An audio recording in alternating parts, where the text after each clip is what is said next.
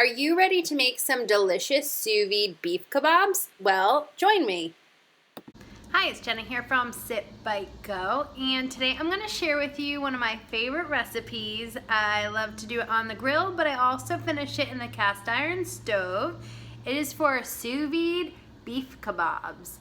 Now, I love traditional kebabs if I go to like a Mediterranean or Lebanese place, and so to make them at home, especially when it's really hard to eat out with a baby, makes it really easy to have delicious restaurant quality food at home thanks to the sous vide machine. So I'm going to show you how to work with these kebabs. It's just a beef kebab. They're sliced into about 3 or 4 inch chunks.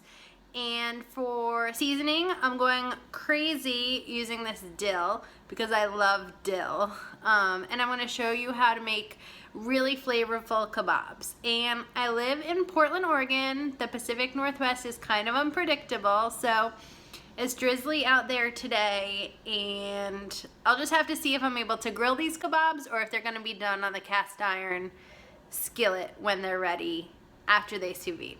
So to be seen how I finish them, but they're going to be completely juicy and tender by the time they're done cooking in my sous vide bath. Here we go.